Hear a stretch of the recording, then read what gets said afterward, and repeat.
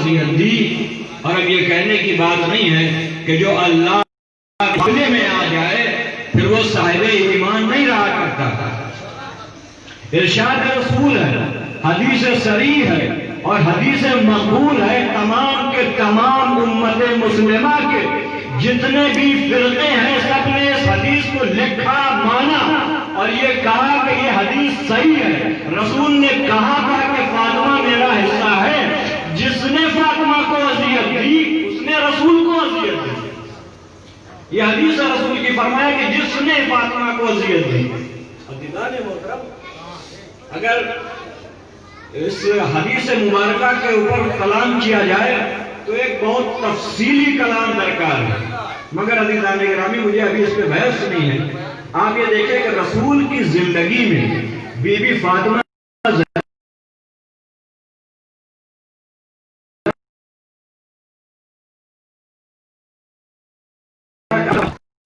فرماتی ہیں کہ بی بی فاطمہ کی شان یہ ہے کہ میں نے پورے عرب میں کسی کو رسول سے اتنا زیادہ مشابہ نہیں پایا کہ جتنا بی بی فاطمہ تھی. خلقاً و خلقاً و منطقاً، اخلاق میں اور کلام کرنے میں فاطمہ اتنا زیادہ مشابہ ہے رسول سے. فرماتی ہے کہ کلما دخلت فاطمہ، جب بھی بی بی فاطمہ زہرا آتی تھی فقام الرسول الیہا، رسول مقبول اپنی جگہ سے کھڑے ہو جاتے تھے. عزیزان گرامی، اب جو بی بی نے جملے اس روایت میں فرمائے ہیں تو یہ فرماتی ہیں، یہ نہیں کہہ رہی ہے کہ جب بھی فاطمہ آتی تھی رسول اللہ کھڑے ہو جاتے تھے، یہ نہیں کہہ رہی.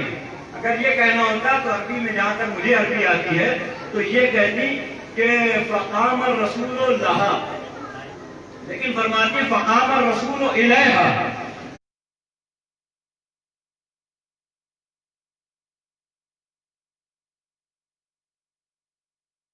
یعنی یہ فرما رہی ہے کہ جب بھی بی بی فاطمہ آتی تھی تو رسول اپنی جگہ سے کھڑے ہوتے تھے. دیکھیں ایک احترام کا طریقہ یہ ہے کہ کوئی آیا آپ اپنے مقام سے کھڑے ہوئے اور پھر اسی جگہ کے اوپر بیٹھ گئے، لیکن بی بی یہ فرما رہی ہے کہ جب بھی فاطمہ آتی تھی تو رسول صرف کھڑے نہیں ہوتے تھے بلکہ فاطمہ کا استقبال کرتے تھے، آگے بڑھتے تھے، فاطمہ کے ہاتھوں کا بوسہ دیتے تھے، وجلسہا فی مجلسہ، اور اپنی جگہ پہ فاطمہ کو بٹھا لیا کرتے تھے. وجلسہا فی مجلسہ، اپنی جگہ پہ بٹھا لیا کرتے تھے اور فرماتے تھے فاطمہ بات منی من آذاہا فقد آذانی، فاطمہ میرا حصہ ہے، جس نے اسے اذیت دی اس نے مجھے اذیت دی. یہ بی بی فاطمہ زہرا کی شان ہے. فرماتے تھے کبھی جب آئی بی بی فاطمہ زہرا اپنی جگہ پہ بٹھایا، فرمایا کہ بنتی فاطمہ اذا قامت للصلاۃ فی محرابها فسبعون الف ملائکۃ یصلون علیہا، کہ جب میری بیٹی فاطمہ نماز پڑھنے کے لیے اپنی مصلی کے اوپر کھڑی ہوتی ہے تو اللہ کے 70,000 ملائکہ اس کی ادائے عبادت پر صلوات کرتے ہیں.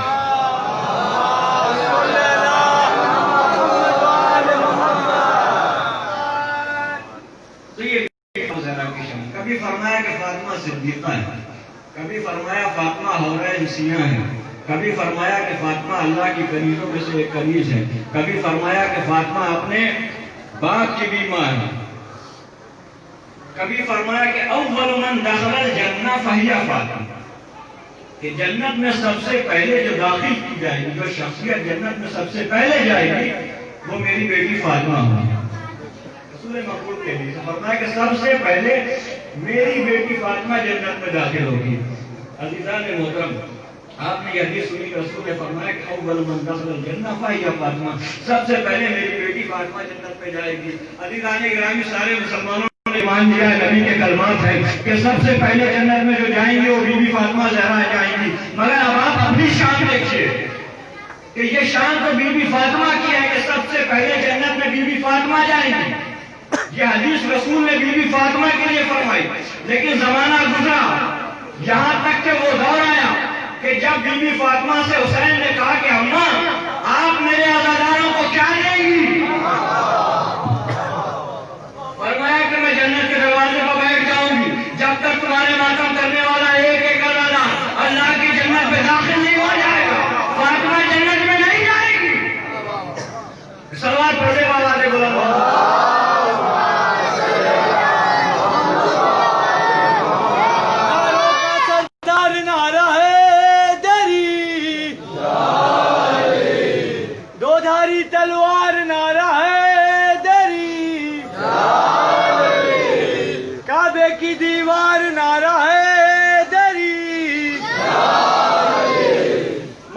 جنگی مار نعرہ ہے دری ایک آواز بلند پنجے تنی سلوات اللہم صلی علی محمد وآل محمد من آدھا عزیزان محترم، میرے پاس ایک بہت معین مقدار میں ایک وقت ہے، اس میں کچھ باتیں اور کچھ معروضات آپ کے خدمت میں رسول کی حدیث ہے کہ فاطمہ میرا حصہ ہے، جس نے اسے اذیت دی اس نے مجھے اذیت دی. تو مسلمانوں کو یہ چاہیے تھا کہ بی بی فاطمہ زہرا کو ہمیشہ راضی رکھے اور انہیں کبھی ناراض نہ کرتے، کیونکہ ظاہر سی بات ہے رسول نے کہا کہ میری بیٹی کا احترام کرنا، یہ میرا حصہ ہے، اسے اذیت نہ دینا. یہ جان لو کہ اللہ اس کے غضب سے غضبناک ہوتا ہے اور اللہ اس کی خوشی میں خوش ہوتا ہے، اللہ اس کی ناراضگی سے ناراض ہوتا ہے. اب مسلمانوں نے جب یہ سنا تو اس کے بعد بی بی فاطمہ زہرا کا بڑا احترام کیا. جب تک آپ زندہ رہی مسلمان نبی کے اسی طریقے پہ باقی رہے اور بی بی فاطمہ زہرا کا احترام کرتے رہے. ہونا تو یہ چاہیے تھا مگر ایسا نہیں ہوا. اور صحیح کتاب کی صحیح روایتوں میں یہ لکھا گیا کہ فاطمہ جب اس دنیا سے گئی تو امت مسلمہ سے اتنا ناراض گئی کہ علی سے یہ کہا کہ دیکھو میرے جنازے پہ فلاں اور فلاں اور فلاں کو نہ آنے دیں. کس لیے؟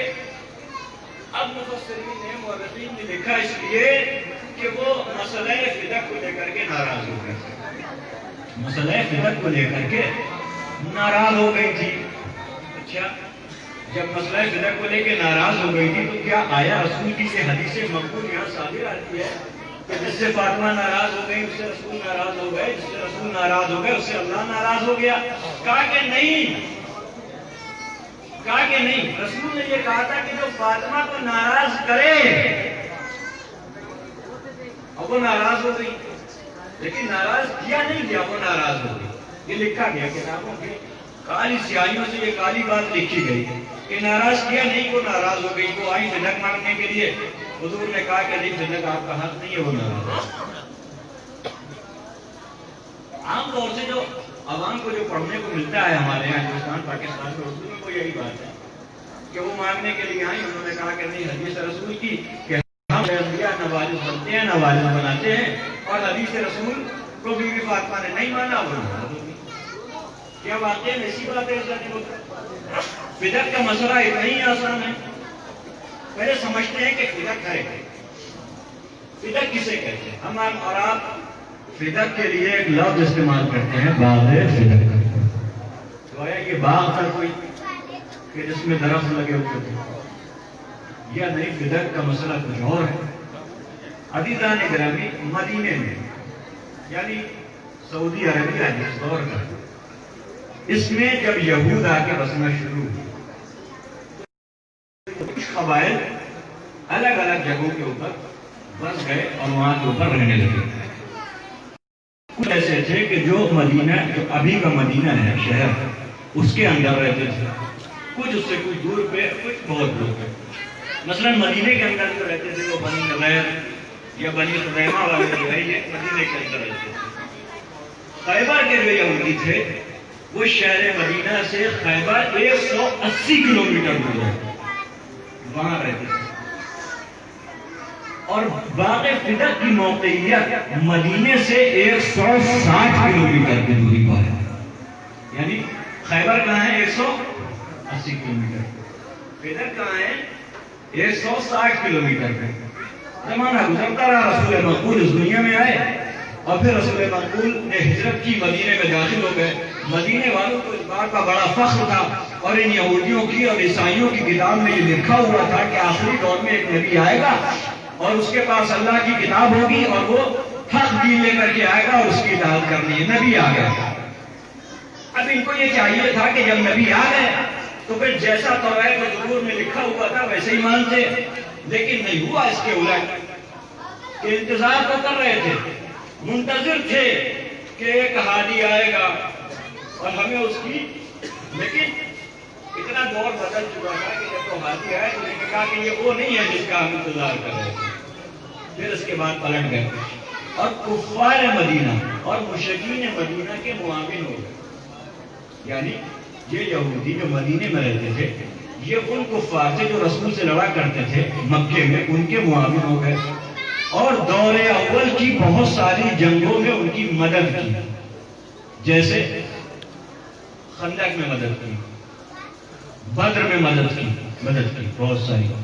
جبکہ رسول جب آئے تھے تو ان سے معاہدہ ہوا تھا، رسول کا مدینے میں سرتاجی ہو گئی تھی، رسول نے ان سے معاہدہ لیا تھا اور ان کی ایک کتاب لکھی گئی تھی، یعنی ایک پورا رقعہ لکھا گیا تھا، اس میں ایسی باتیں لکھی گئی تھی کہ جن باتوں سے ان یہودیوں کے اقتصادی، دینی اور اپنے ذاتی معاملات میں کچھ فرق آنے والا نہیں تھا، یعنی وہ بہترین ایک معاہدہ تھا، رسول نے لکھا تھا اسے، لیکن اس کے باوجود انہوں نے اس معاہدے کو توڑا اور مدد کرنے لگے۔ نتیجہ کیا نکلا کہ آہستہ آہستہ نبی ان کفار و مشرکین کے اوپر غلبہ پا چکے، پھر خیبر کا رخ کیا۔ سن 6 ہجری میں خیبر کے جنگ کی طرف نبی آمادہ ہوا، اور خیبر کا جو پہلا قلعہ تھا جس پہ یہودیوں کو بڑا ناز تھا کہ اس کا دروازہ پتھر کا بنا ہوا، اور اس کے بارے میں آپ نے بے شمار باتیں سنی ہے مجالس میں، میں وہ نہیں بیان کروں گا۔ اس کو مولا علی نے اس کو فتح کر دیا، اور خیبر کا جب پہلا قلعہ فتح ہو گیا، مرب و اندر کا قتل ہو گیا، اور خیبر کا پورا مال جو ہے وہ مسلمانوں کے حصے میں آ گیا، خیبر کا پورا مال مسلمانوں کے حصے میں آ گیا۔ یہ مال تقسیم کیا گیا، مسلمانوں کے درمیان اس مال کو تقسیم کیا گیا۔ خیبر کی فتح کے بعد رسول مقبول جب مدینے کے لیے لوٹے، خیبر کہاں 180 کلومیٹر، مدینہ کہاں ہے 180 کلومیٹر دور، راستے میں پڑتا ہے 160 کلومیٹر پہ وہ ایک منطقہ کے جہاں کے اوپر یہ فدق بات ہے۔ اس قبیلے کے لوگ رسول کے پاس آئے اور رسول کے پاس آ کے کہا کہ ہم جنگ نہیں کرنا چاہتے ہیں، ہم آپ سے صلح کرنا چاہتے ہیں، بدلے میں یہ جو اراضی ہے یہ ہم آپ کو ہبہ کرتے ہیں۔ وہ سارا مال، وہ سارا باغات وہ رسول مقبول کے حصے میں آ گیا، توجہ ہے یا نہیں ظالم؟ وہ سب کے سب رسول کے حصے میں آ گیا۔ عزیزان گرامی، اب فدق کے بارے میں بیان کرتا چلوں تھوڑا سا۔ فدق کے بارے میں جو مورخین نے لکھا ہے، لکھتے ہیں فیہا عیون، فیہا مزارع، فیہا باغات و فیہا نخیل۔ فدق کتنا بڑا تھا؟ کہتے ہیں کہ فدق میں چشمے جاری ہوتے تھے، فوارے کی طرح چشمے جاری ہوتے تھے۔ دوسری بات یہ کہ فدق کی زمین مٹی کی تھی، لیکن ہمارے اور آپ کے یہاں یہ کہا جائے کہ فلاں جگہ مٹی ہے تو اتنی بڑی خاص بات نہیں ہوا کرتی، لیکن عرب میں کہا جائے کہ مٹی تھی تو جہاں پورا ریگستان ہے وہاں مٹی کا مطلب زراعت، مٹی کا مطلب کھیتی، پانی، تو وہاں کے اوپر باغ تھے، پھلوں کے باغ تھے، باغات تھے، باغ نہیں تھے، باغات تھے، چشمہ نہیں تھا، عیون لکھا، بہت سارے چشمے تھے، اس میں کھیتی ہوتی تھی، اس میں باغات تھے، اس میں نخیل تھے، یعنی کھجوروں کے باغات کھجوروں کے، یہ ساری چیزیں تھیں۔ اور مورخین نے لکھا کہ جب نبی کے قبضے میں یہ آ گیا، نبی نے سن 7 ہجری میں یہ آیت نازل قرآن کی، فَآتِ ذَا الْقُرْبَى حَقَّهُ، کہ اپنے قرابت داروں کو ان کا حق دے دو۔ نبی نے اس باغ کو بی بی فاطمہ زہرا کے حوالے کر دیا اور کہا علی سے کہ ایک رقعہ لکھا جائے۔ وہ رقعہ لکھا گیا اور اس میں حسنین کو گواہ بنایا اور ام ایمن کو گواہ بنایا۔ اچھا، اب ایک مسئلہ اور سمجھتے رہیے کہ ایک جو مال غنیمت لڑ کے حاصل ہوتا ہے، یعنی جس میں مسلمان نبی کی اجازت سے جاتے ہیں، تلوار چلاتے ہیں، جنگ فتح ہوتی ہے، پھر جو مال قبضے میں آتا ہے اسے کہتے ہیں مال غنیمت۔ لیکن وہ مال کہ جو یہ فقہی مسئلہ ہے کہ وہ مال کہ جو مسلمان جس میں لڑائی نہیں کرتے ہیں، مسلمان جس میں جنگ نہیں کرتے ہیں، بلکہ یوں ہی دشمن آ کر کے نبی کو سونپ دے تو پھر وہ مال غنیمت نہیں ہوا کرتا ہے، اسے کیا کہتے ہیں مال فے، اسے کہتے ہیں فے، مال غنیمت، مال فے۔ غنیمت کا حکم کیا ہے؟ قرآن مجید سے آیت مبارکہ ہے ما غنمتم من شیء فان للہ خمسہ وللرسول، کہ جو مال غنیمت حاصل ہوگا اس میں خمس نکالا جائے گا۔ خمس کس کا ہوگا؟ اللہ کا اور اس کے رسول کا۔ مال فے کیا ہوتا ہے؟ مال فے ہوتا ہے کہ قرآن مجید کی آیت ہے وما افاء اللہ لرسولہ منہم، وہ مال کہ جو رسول کو بنا لڑے ملتا ہے، یعنی بدون خیل و رکاب، یعنی جس میں نہ گھوڑے دوڑائے جاتے ہیں، نہ تلوار چلائی جاتی ہے، نہ جنگ ہوتی ہے، اور آ کر کے کوئی مال دے دے. اب اس کا حکم کیا؟ یہ مال خالصتاً رسول کی ملکیت ہے، قرآن کا حکم ہے. فدق کا جو مال تھا، فدق میں لڑائی ہوئی، فدق میں ایک طویل لڑائی کے بعد وہ مال حاصل ہوا کہ اسے مال غنیمت کہتے ہیں. نتیجہ کیا ہوا کہ فدق کا حاصل ہوا مال غنیمت مسلمانوں میں تقسیم کیا گیا، اور علی کی ذوالفقار کا صدقہ اتنا بٹا کہ ایک ایک مسلمان کے حصے میں اتنا سونا آیا کہ اونٹوں کی ایک کھال میں بھر بھر کے لوگوں کو ملا. بانٹا گیا یا نہیں بانٹا گیا؟ کیوں؟ وہ مال غنیمت تھا اس لیے بانٹا گیا. فدق کیا تھا؟ مال غنیمت نہیں تھا، فدق تھا مال فے، لہذا رسول کا ذاتی حق تھا، رسول کا اپنا حصہ تھا. 7 ہجری کو جب یہ آیت نازل ہوئی کہ وَآتِ ذِی الْقُرْبَىٰ حَقًّا، تو رسول نے فاطمہ کو بلایا اور یہ مال فاطمہ کے حوالے لکھ کے رقعہ دے دیا. 7 ہجری میں یہ رقعہ بی بی فاطمہ زہرا کو مل گیا، مگر بی بی فاطمہ زہرا نے اس کا انتظام اپنے ہاتھوں میں نہیں لیا، مولا علی اس کی دیکھ بھال کرتا. نتیجہ یہ نکلتا تھا، مورخین نے لکھا کہ اس زمانے میں آج سے 1400 سال پہلے فدق کی جو سالانہ آمدنی تھی وہ سب سے کم جو لکھی گئی ہے وہ 60,000 دینار لکھی گئی. 60,000 دینار اس زمانے کی آمدنی ہوتی تھی. نتیجہ یہ نکلتا تھا کہ یہ 60,000 کی ملکیت جو آمدنی آتی تھی، اس سے مسلمانوں کے یتیم کھاتے تھے، بیواؤں کو تقسیم کیا جاتا تھا، غریبوں میں بانٹا جاتا تھا، بھوکوں کو کھانا کھلایا جاتا تھا، برہنہ کو لباس پہنایا جاتا تھا. یہ سارے امور اس سے انجام دیا. تو ایک بڑی مشہور کتاب ہے، اس میں ایک بات بڑے بزرگ عالم ہیں انہوں نے لکھی یہ بات کہ دیکھو یہ جو آپ روایت سنتے ہیں کہ مولا علی گھر میں داخل ہوئے دیکھا کچھ کھانے کو نہیں، یا کبھی مولا علی گئے بی فاطمہ زہرا نے کوئی خواہش کر دی، یہ ساری جتنی بھی روایتیں آپ کو ملیں گی یہ 7 ہجری سے پہلے کی ہیں. 7 ہجری کے بعد امیر بانٹا کرتے تھے مال. وہ تو امیر کے پاس ویسے بھی کچھ اپنے لیے نہیں رکھتے تھے. خیبر فتح ہوا تب بھی امیر المومنین کا اپنا کچھ حصہ گھر نہیں آیا، 7 اونٹوں میں بھر کے جو مال آ رہا تھا وہ بھی راستے میں فقیر کو دے دیا. تو یہ خیبر کا کچھ حصہ امیر اپنے لیے نہیں رکھا کرتے تھے. بی بی فاطمہ زہرا ستی کی بانٹ دیا کرتے. راتوں میں فقیر آتے تھے، سوال کرتے تھے، اور بی بی رومال میں بھر کے سونا چاندی اور ایک ہاتھ دروازے سے نکال کے ان کے حوالے کر دیا کرتے. سن 7 ہجری رسول نے یہ بی بی فاطمہ زہرا کو دے دیا. 11 ہجری میں رسول کی وفات ہوئی صفر کے مہینے میں. ربیع الاول میں دور خلافت آ گیا. ربیع الاول میں خلافت کے پہلے دور میں اس فدق کو مسلمانوں کے اموال میں شامل کر دیا اور یہ کہا کہ یہ جو ہے مسلمانوں کا حق دے دیا. ابھی تاریخ سن لیجیے پھر آگے بڑھیں. 11 ہجری میں ملا لیا دور اول کی خلافت. دور ثانی میں بھی ویسے کیا، انہوں نے بھی اس کو بیت المال میں ہی رکھا اور اس سے وظیفے بندے ہوئے تھے. وظیفے بندے مثلا انفس اس کو وظیفہ ملتا تھا، مثلا زوجات نبی جو تھی ان کو وظیفہ ملتا تھا، اس میں سے کچھ کو ڈبل ملتا تھا. اس کو کیا ہے ڈبل دیا جاتا تھا. سن 36 ہجری میں جب تیسرے دور کی خلافت آئی تو انہوں نے جو پہلے والا جو رویہ تھا وہ بدل دیا اور کہا کہ یہ جو پورا باغ فدق ہے یہ کیا آتا ہے خالصتاً یہ مروان کے حوالے کر دیا. پورا کے پورا باغ فدق. مروان کون تھا؟ داماد تھا، یعنی کس کو دے دیا؟ اپنی بیٹی کے حوالے کر دیا. اس پورا کا نتیجہ یہ نکلا کہ اس کے یہاں جب کچھ شادیاں ہوئی تو اس میں اس زمانے میں 3 لاکھ دینار خرچ ہوئے. اس دور میں یہ جتنے غنی بنے تھے اس کے بعد ہی بنے تھے ظالم ہوتا. تو سن 36 ہجری میں ان کے مروان کے حوالے رہا. پھر 36 ہجری میں امیر المومنین کی خلافت آ گئی. آپ نے یہ اسے چھین لیا، امیر المومنین نے اپنے قبضے میں لے لیا سن 36 ہجری میں.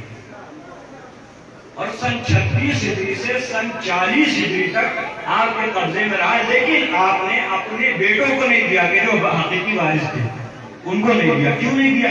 اس کا جواب علماء نے لکھا ہے، اس کا مختصر جواب یہ ہے کہ آپ نے اس لیے نہیں دیا کہ اگر علی اپنے قول خلافت میں باغ فلک اپنے بیٹوں کو دے دیتے تو بعد میں آنے والی نسلیں مثلا 900 سال 1400 سال آج کے دور کے مسلمان یہ کہہ دیتے کہ پھر دونوں میں فرق کیا رہ گیا؟ انہوں نے بھی اپنے عزیز و قریب کو دے دیا، علی نے بھی اپنے عزیز و قریب کو دے دیا۔ ایک تو وجہ اس کی یہ ہے، اور دوسری اس کی وجہ یہ ہے کہ وہ جو خود امیر المومنین کے اقوال میں ملتی ہے کہ آپ نے فرمایا کہ دیکھو جس نے غصب کیا اور جس سے غصب کیا، یعنی جس سے غصب جس نے چھینا اور جس سے چھینا گیا، وہ دونوں اللہ کے پاس ہے۔ اور ہمارا یہ طریقہ ہے کہ ہم سے جو مال چھین جایا کرتا ہے ہم اسے واپس نہیں لیا کرتے ہیں۔ یہ رسول کا طریقہ ہے۔ مکے سے جب رسول نے ہجرت کی، رسول کے گھر پہ کفار و مشرکین نے قبضہ کر لیا، فتح مکہ کے بعد رسول نے اپنے گھر کو واپس نہیں لیا۔ ہم سے جو چھن جاتا ہے ہم سے واپس نہیں لیا کرتے ہیں، یہ ہماری سنت ہے۔ اور میں اس کی وجہ تو ادھر نہیں جانا چاہتا، سننا چاہتے تو بیان کروں۔ سن 40 ہجری میں امیر المومنین کی شہادت ہوئی، خلافت کا سکہ پلٹ کے شام میں پہنچ گیا۔ انہیں اپنے بیٹے یزید کو اسے عطا کر دیا، یزید کے پاس چلا گیا۔ تو مروان نے اعتراض کیا کہ یہ مجھے میرے سسر نے دیا تھا، تو انہوں نے کہا کہ ٹھیک ہے آدھا آپ رکھ لیجیے، آدھا ہے۔ پھر عمر ابن عثمان انہوں نے کہا کہ نہیں یہ تو میرے باپ کا، تو کہا اچھا ٹھیک ہے آپ آپس میں تینوں لوگ باقی، یہ ان کے پاس ہے بنی امیہ۔ اور یہ سارے جو ہے اس سے کئی سال تک ان کے قبضے میں رہا، یہاں تک کہ 60 سال گزر گئے، اور سن 100 ہجری میں عمر ابن عبدالعزیز نے تک جو ہے اہل بیت کو واپس کیا 100 ہجری میں، اور 101 ہجری میں یزید ابن عبدالملک نے پھر واپس چھین لیا، اور پھر انہی لوگوں کے پاس رہا یہاں تک کہ 32 سال گزر گئے۔ 132 ہجری میں ابو العباس صفا خلیفہ گزرا، اس نے پھر اہل بیت کو واپس کر دیا 132 ہجری میں۔ بعد لوگ کہتے ہیں 136 ہجری میں، پھر اس کے کچھ سال تک رہا اہل بیت کے بعد، پھر 140 ہجری میں جو ہے وہ ہادی عباسی نام کا خلیفہ ہوا، اس نے جو ہے واپس چھین لیا۔ پھر 150 ہجری میں منصور دوانیزی اس کے قبضے میں چلا گیا، اس نے اہل بیت کو عطا کر دیا۔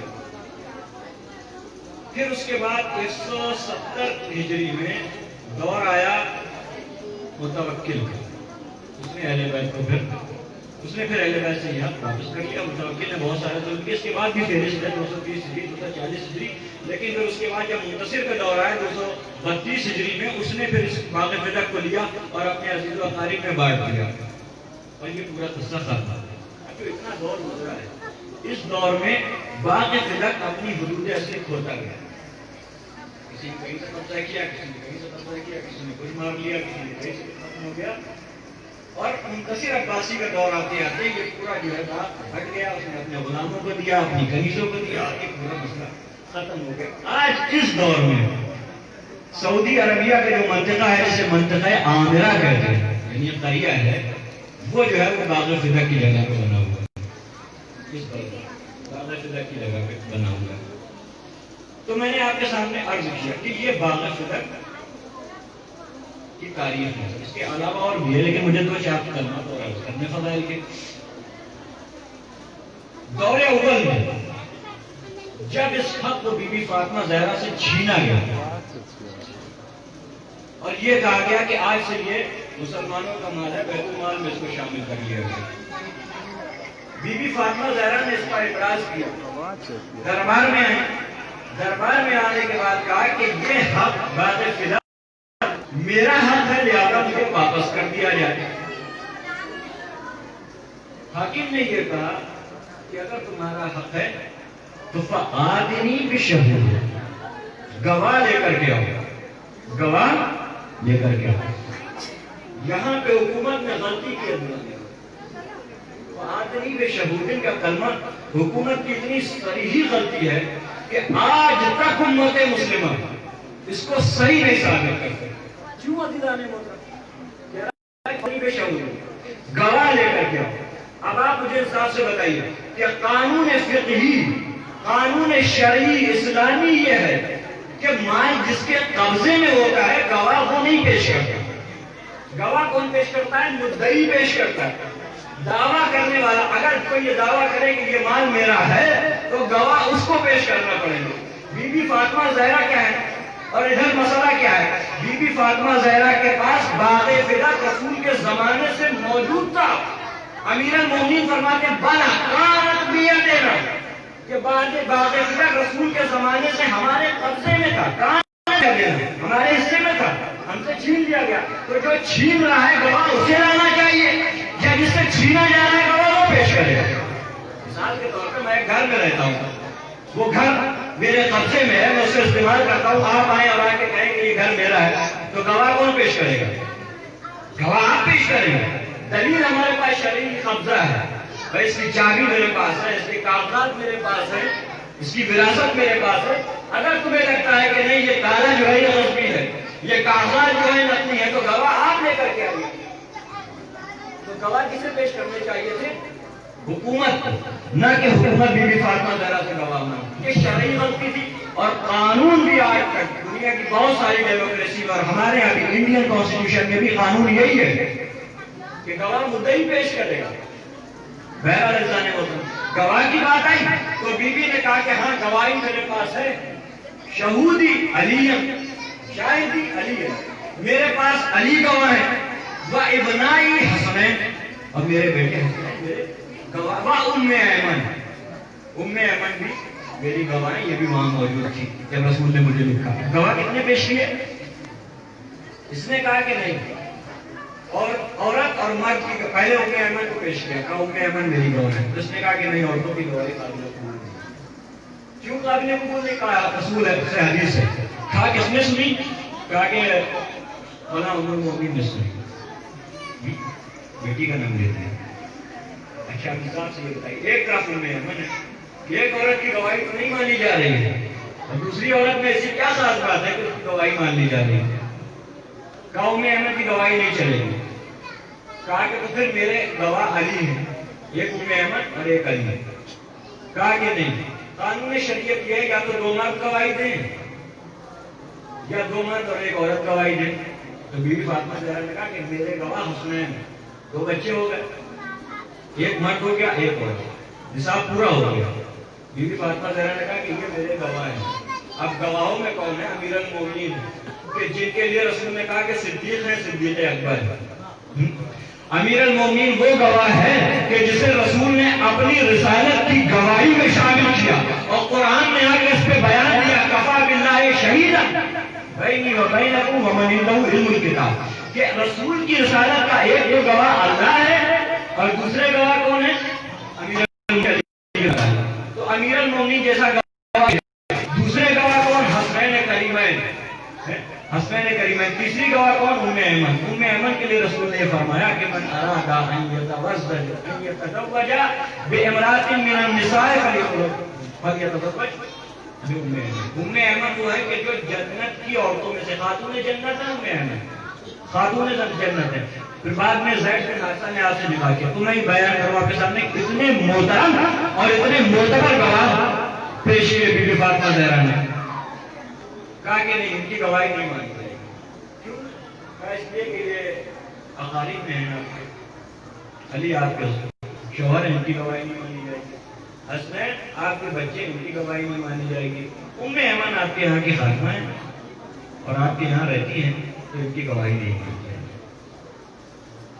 اب مجھے پھر قانون فقہی یہاں پہ آتا ہے. رسول مقبول کی ایسی کوئی حدیث نہیں ہے کہ جس میں یہ کہا جائے کہ اقارب کی گواہی نہیں مانی جائے گی، اقارب کی گواہی نہیں مانی جائے گی. اور اگر ایسا ہی تھا، خلافت یہ سمجھتی تھی کہ حضرت حسنین کو شہید نہیں ہونا چاہیے، گواہ نہیں بننا چاہیے اور علی کو گواہ نہیں بننا چاہیے، تو پھر رسول نے اس رقعے میں علی اور حسنین کا نام لکھا ہی کیوں؟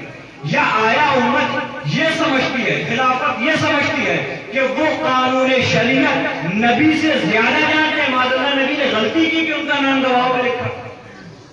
اور حسنین کریمین ابھی تو 11 ہجری ہے, ابھی رسول کا دور نہیں ہے, ابھی آپ کی عمر 7 یا 8 سال ہے. اس سے پہلے کا ایک واقعہ ہے کہ جب صالح النبی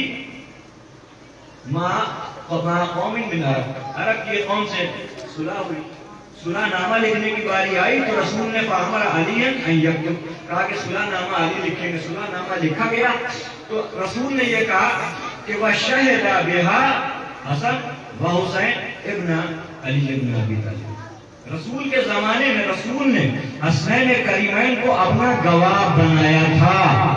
یعنی اس کا مطلب یہ ہوا کہ ابھی تو 11 ہجری ہے, ابھی تو آپ 7 یا 8 سال کے ہیں. جب رسول نے گواہ بنایا تھا تب تو سن اور چھوٹا تھا. یہ پہلی غلطی. دوسری غلطی یہ ہے کہ حسنین کریمین کی گواہی کو جھٹلا دے رہے کہ رسول نے جب کہ ان کو اپنا گواہ بنایا تھا. تیسری غلطی یہ تھی, عزیزان محترم دیکھیے, قانون شریعت یہ ہے, میں نے آپ کے سامنے عرض کیا کہ جو جس کے قبضے میں مال ہے وہ گواہ پیش نہیں کرتا ہے. گواہ کون پیش کرتا ہے؟ جو مدعی ہے. صلوات پڑھے بابا سے بلند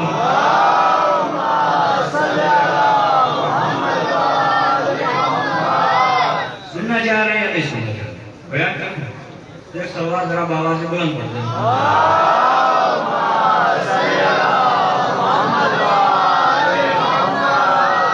فکر پڑھ رہا ہوں, کوئی واہ نہیں کرانا چاہ رہا ہوں. آج شخص بھی ایسی ہے شہادت کی شکل, اس لیے فقہ کا پورا مسئلہ فقہی اعتبار سے قرآنی اعتبار سے آپ کے سامنے مختصراً عرض کروں. فقہ کا پورا مسئلہ سمجھ لیجیے. باقی فقہ باقی فقہ کرنے کی کوئی بات نہیں تھا. تو کہا کہ یہ گواہ ہم نہیں مانیں گے.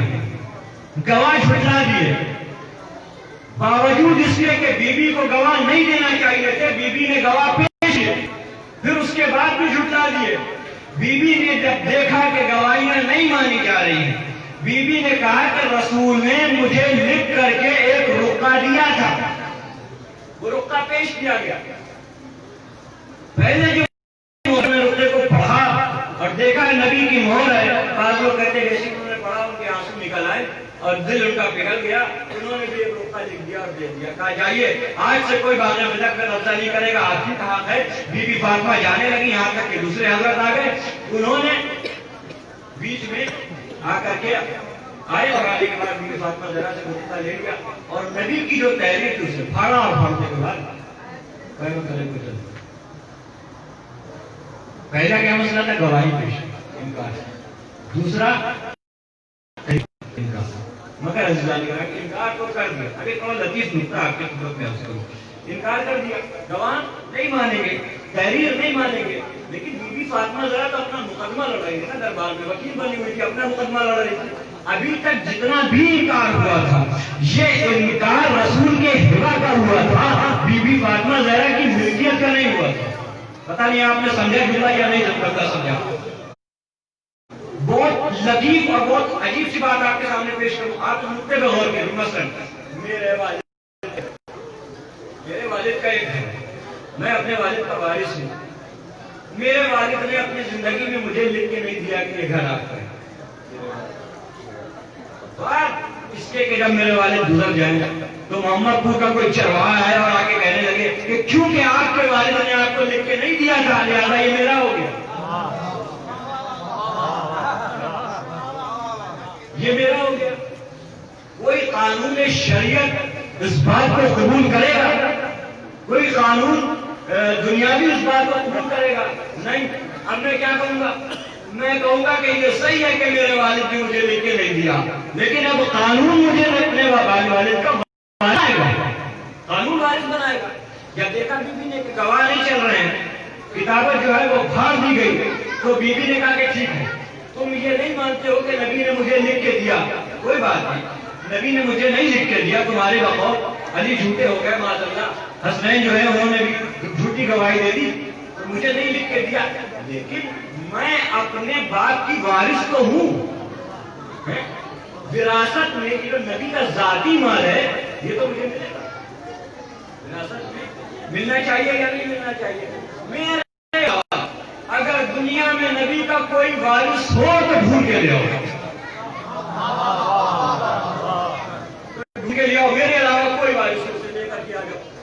مہمان گرامی، میں تو جملہ آپ کے سامنے عرض کروں کہ اگر حکومت بھول کر کے کوئی نبی کا جعلی وارث لے بھی آتا تب بھی بی بی فاطمہ زہرا کا حق نہیں جاتا، کیونکہ وارث آتا تو پھر تقسیم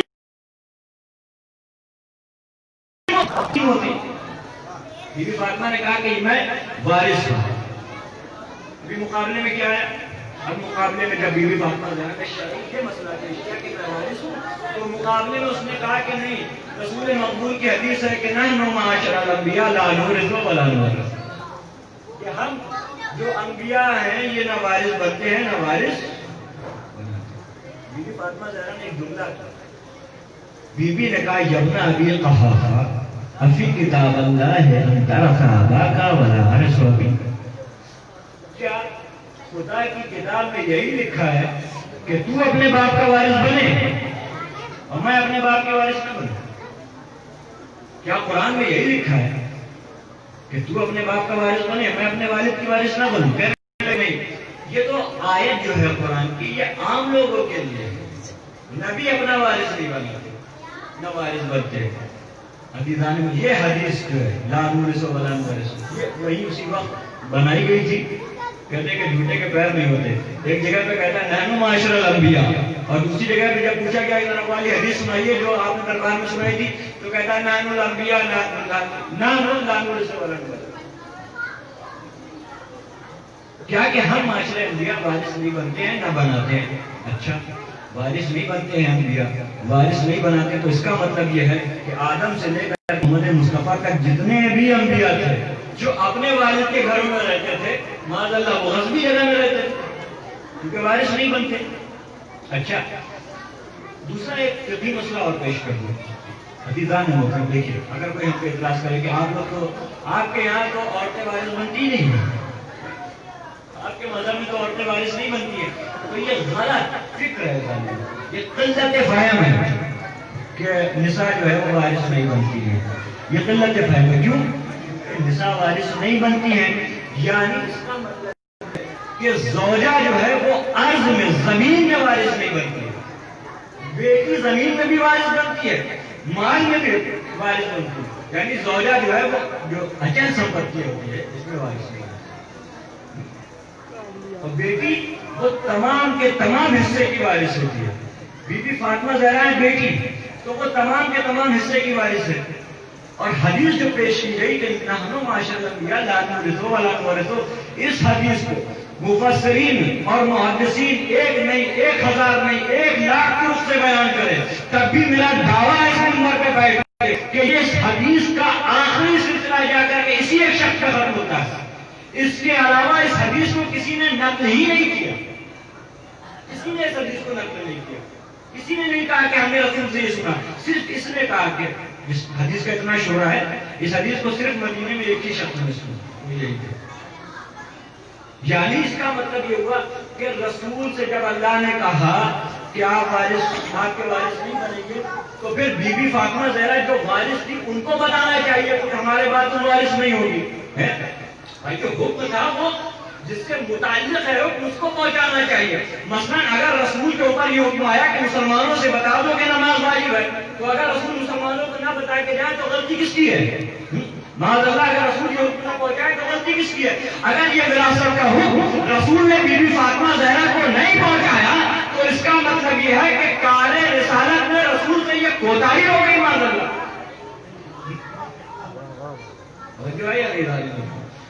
اس حدیث کو پیش کر دیا۔ اب ایک آخری بات فقرہ اور سن لیجیے، فقہی نہیں، اصول فقہی، اصول حدیث کا ایک اہم ترین، جتنے بھی فرقے ہیں رنگ برنگے اسلام میں جتنے بھی فرقے ہیں سب کے اصول حدیث میں یہ ہے کہ اگر حدیث قرآن سے ٹکرا جائے تو پھر حدیث کو مانا لینا ہے، حدیث قرآن سے ٹکرا جائے۔ کیوں؟ اس لیے کہ رسول نے فرمایا تھا کہ دیکھو جب تک ہماری حدیث قرآن کے مطابق ہو تو اسے لے لو، قرآن سے ٹکرا جائے تو اسے دیوار پہ مار دو۔ کیوں؟ اس لیے کہ رسول کیوں آئے؟ لِيُعَلِّمُكُمُ الْكِتَابَ وَالْحِكْمَةَ، رسول قرآن پڑھانے کے لیے آئے، لہٰذا رسول کے جو کلمات ہوں گے وہ قرآن کے مطابق ہوں گے، قرآن کے مخالف نہیں ہوں گے۔ تو حدیث کو قرآن کے مطابق ہونا چاہیے۔ بی بی نے جیسے ہی اس حدیث کو سنا تو فرمایا کہ یہ بتاؤ کیا قانون شریعت امت کے لیے اور ہوگا، زہرا کے لیے اور ہوگا؟ یعنی امت اپنے باپ کا وارث بنے اور زہرا اپنے باپ کی وارث نہ بنے۔ کہنے لگے کہ انبیاء جو ہے اپنا وارث نہیں بناتے ہیں۔ بی بی فاطمہ زہرا کھڑی ہوئی اور کھڑی ہو کر کے ایک آیت پڑھی، کا سنو قرآن میں اللہ کہہ رہا ہے وَوَرِثَ سُلَيْمَانَ دَاؤُد، کہ داؤد کے وارث کون بنے؟ سلیمان بنے۔ نبی کے وارث بنے یا نہیں بنے؟ زکریا نے دعا کی کہ پروردگار تو مجھے ایک ولی دے دے، یرثنی وَیَرِثُ مِنْ آلِ یعقوب، کہ جو میرا بھی وارث بنے اور آل یعقوب کا بھی وارث بنے۔ بی بی فاطمہ زہرا نے قرآن مجید کی ان دو آیتوں کو پیش کر کے یہ بتایا کہ دیکھو قرآن میں اللہ یہ بتا رہا ہے کہ نبی کے وارث ہوتے بھی ہیں، نبی وارث بناتے بھی ہیں۔ یہ جو حدیث مقابلے میں آئی ہے یہ حدیث جعلی ہے، یہ حدیث جعلی ہے۔ حدیث آ گئی سامنے، بی بی فاطمہ زہرا نے کھڑے ہو کر کے یہ جملے کہے، ان آیتوں کو پڑھا، پھر اس کے بعد کہا کہ سنو افعلی عامۃ ترکتم کتاب اللہ ونفستموہ وراء ظہورکم، کیا تم نے جان بوجھ کر کے قرآن کو معطل کر دیا ہے، قرآن پڑھنا چھوڑ دیا ہے اور اپنی پس پشت ڈال لیا ہے؟ ام انتم عالم بخصوص القرآن وعمومہ من نبی وابن امی، یا تم یہ سمجھتے ہو کہ تم کو قرآن علی اور نبی سے زیادہ آتا ہے، علی اور نبی سے زیادہ قرآن آتا ہے تمہیں، تم یہ سمجھتے ہو؟ یعنی علی اور نبی سے زیادہ قرآن تمہیں آتا ہے۔ نبی تو اپنی زندگی میں لکھ کے رکنا دے رہے ہیں اور امت یہ کہہ رہی ہے کہ نہیں نبی کا وارث نہیں توجہ ہے یا نہیں ہے؟ یہ فقہی مسئلہ ہے۔ بہرحال محترم اس حدیث کو بھی نہیں مانی اور بی بی فاطمہ زہرا کا پورا خطبہ جو خطبہ صدق ہے یہ طویل ترین خطبہ ہے، اور پرانے زمانے میں جو سادات ہوتے تھے اور ان سادات کی پہچان ہی یہ ہوتی تھی کہ وہ خطبہ صدق پورا یاد کرتے، اپنے بچوں کو یاد کرتے، اور سادات خطبہ صدق کو حفظ کرتے تھے نسلاً بعد نسل، بچوں کو یہ جو بچے بولنے لگتے تھے ان کو خطبہ صدق حفظ کرائے۔ اور بھی بہت سارے خطبے، ان میں سے ایک خطبہ یہ تھا کہ جسے حفظ کرایا جاتا تھا، اور یہ خطبے کو سب سے پہلے جس نے حفظ کیا وہ بی بی زینب سلام اللہ علیہ، دربار میں ایک بار بی بی سے سنا اور حفظ کر لیا، اور اس کے بعد سادات میں سلسلہ چلتا چلا آیا کہ سادات کے بچے کو یہ خطبہ حفظ رہا۔ اب میں اور بہت زیادہ طویل آپ کے ذہنوں کو بوجھ نہیں بنوں گا، سوال پڑھ دینا آواز بلند محمد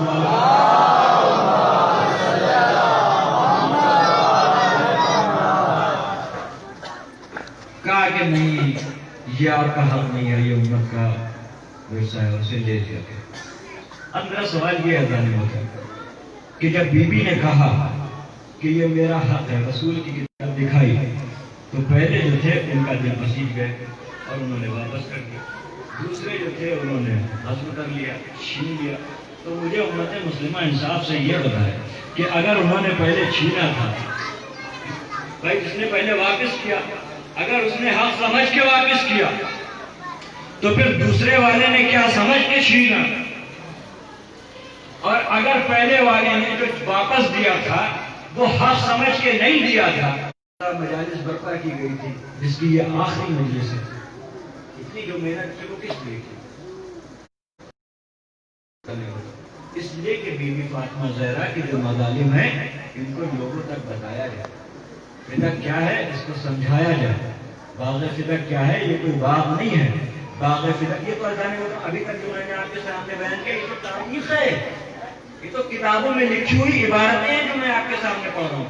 حقیقی مسئلہ جو اس کے بعد آنے والا تھا اس کے لیے وقت ہو گیا، حقیقی مسئلہ یہ نہیں ہے امام نے اتنی بڑی حدود کیوں گنا دی، کیونکہ مسئلہ یہ سمجھ لیجئے کہ فدق کا مسئلہ کسی باغ کا مسئلہ نہیں تھا، فدق کا مسئلہ پوری حکومت کا مسئلہ تھا، پوری حکومت کا، شام سے لے کر کے اور سعودی عرب تک، سعودی عرب سے لے کر کے فارس تک، فارس سے لے کر کے افریقہ تک، سارا اس کا مسئلہ تھا۔ بہرحال نہیں دیا گیا، واپس آ گیا، گھر میں آ گیا۔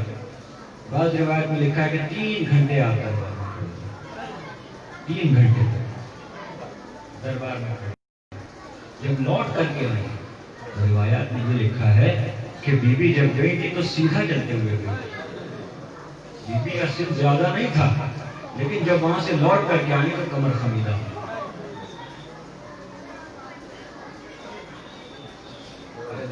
ہم بڑی شان سے کہتے ہیں کہ زہرا کی مضمونیت یہ ہے کہ آج بھی ہم ان کے قاتلوں کے نام نہیں لے سکتے. نہیں ہے ظالم، ہم بی بی کی مظلومیت نہیں بیان کر سکتے. مظلومہ ہے بی بی، مگر اتنی بھی مظلومہ نہیں ہے کہ ہم آپ پہ جو ظلم ہوئے اسے نہیں بیان کر سکتے.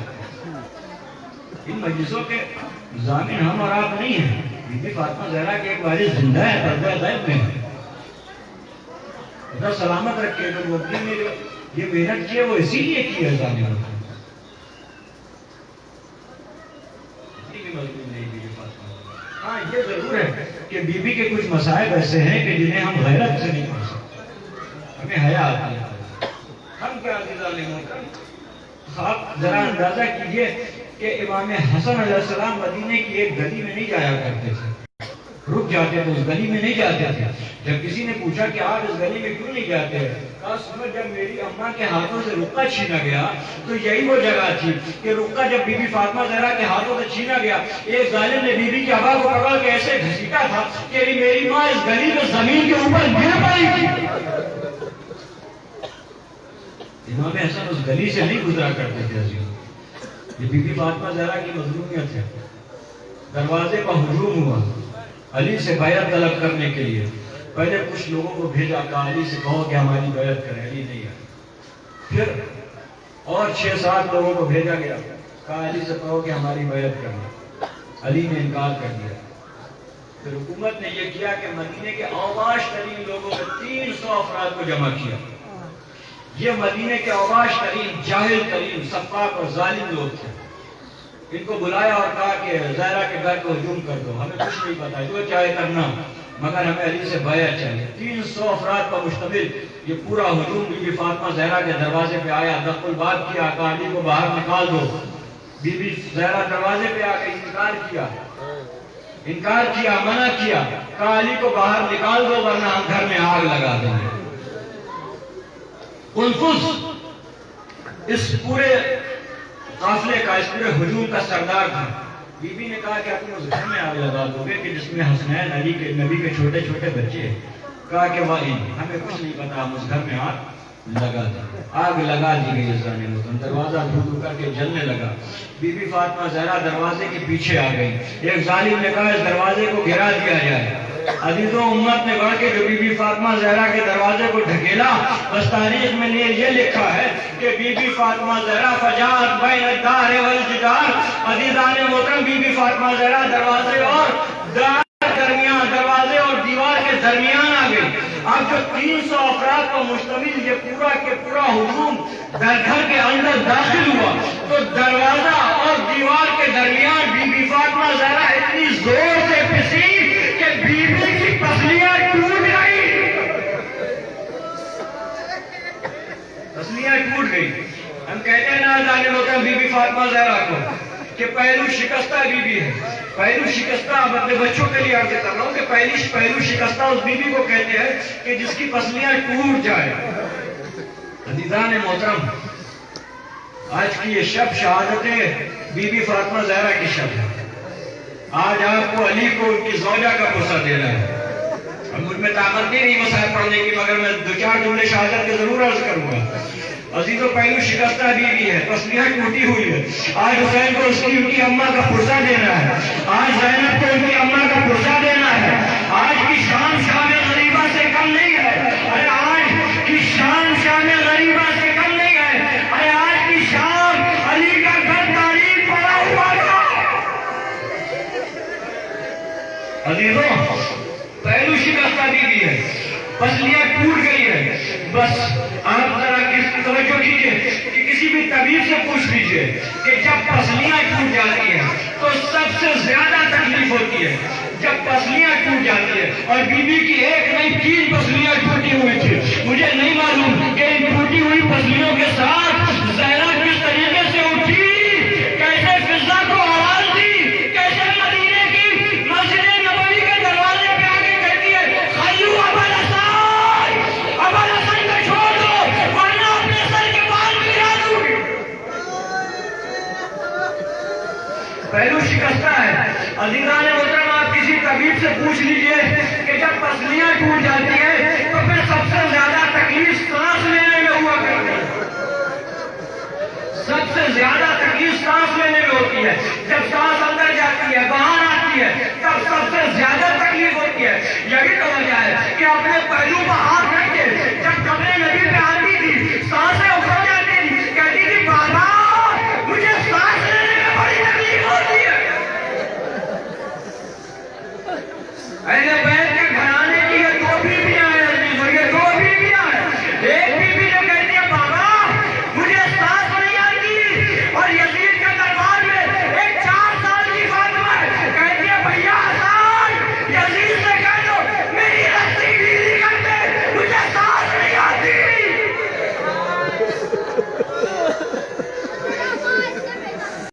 آتی تو پہلو شکستہ ہے, میرے الفاظ ختم ہو جائے, میری آواز ختم ہو جائے, مگر آپ کی آواز گریا کم نہیں ہونا چاہیے. عزیزوں آپ کی آواز گریا کم نہیں ہونا چاہیے. آج آخری مجلس ہے, جی کھول کر کے رو لیجیے. عزیزوں بی بی فاطمہ زہرا کی دونوں تینوں پسلیاں شکستہ ہے. مجھے نہیں معلوم کہ ان ٹوٹی ہوئی پسلیوں کے ساتھ بی بی کیسے نماز پڑھتی. اور روایت میں ایک جملہ اور ہے کہ جب بی بی فاطمہ زہرا کا دروازہ گر گیا تو امت نے کہا کہ علی کے گھر میں داخل ہو جائے. بی بی اپنے دونوں ہاتھ پھیلا کے دروازے پہ ہاتھ بنا کے کھڑی ہو گئی کہ خبردار ابو الحسن تک کوئی نہ جانے پائے. اس ملعون نے اپنے غلام قنفذ کو حکم دیا. قنفذ آگے بڑھا. ایک روایت میں ہے کہ تازیانہ لے کے بڑھا, ایک روایت میں ہے کہ تلوار لے کے آگے بڑھا. تلوار کے قبضے سے بی بی فاطمہ زہرا کے بازوؤں پہ اتنی زور سے مارا کہ تاریخ میں لکھا کہ فاطمہ اس دنیا سے چلی گئی, مگر وہ نشان فاطمہ کے بازوؤں پہ مثل تعویذ کے نظر آتا تھا. بی بی جب تک زندہ رہی سیدھے ہاتھ سے بی بی تلقین نہیں پڑ سکی. قنفذ آگے بڑھا, تازیانے سے ظلم کیا. اور عزیزوں ایک جملہ اور آپ کے سامنے عرض کر دوں, بس اس میں یہ نہیں بیان ہوگا تو کہیں بیان نہیں ہوگا. بی بی فاطمہ زہرا ہے, حسن موجود ہے, حسین موجود ہے. قنفذ آگے بڑھا, بی بی فاطمہ زہرا کے رخساروں پہ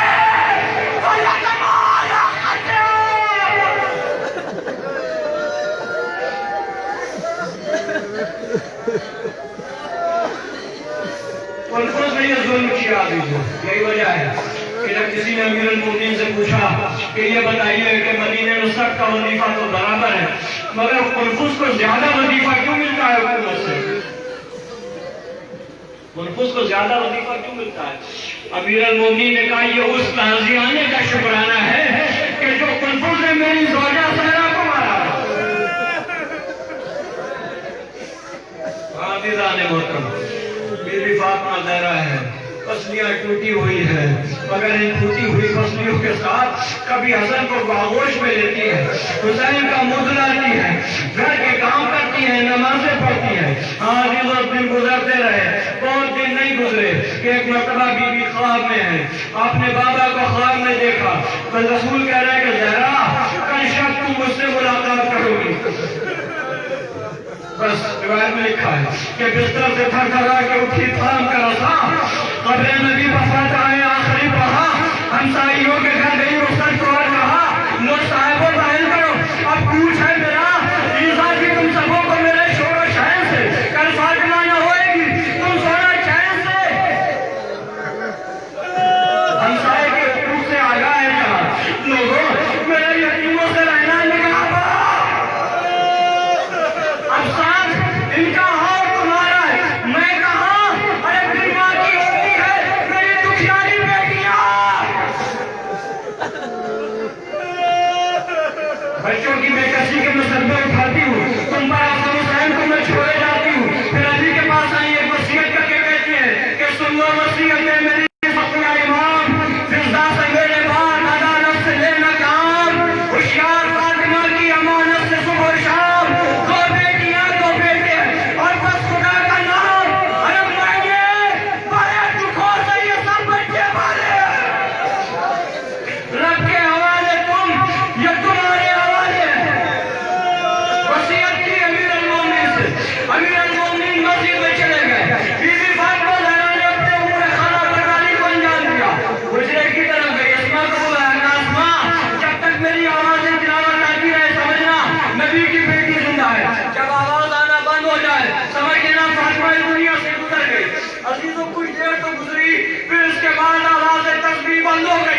اسما سمجھ گئی کہ فاطمہ اس دنیا سے رخصت ہو گئی.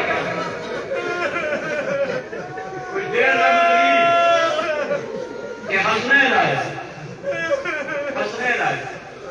حسنین کو جیسے ہی دیکھا بی بی نے کھانا لگایا. کہا پہلے کھانا نوش کر لیجیے. حسن نے جملہ کہا اسما تم نے کبھی دیکھا ہے کہ ہم نے اپنی ماں کے بغیر کھانا کھایا؟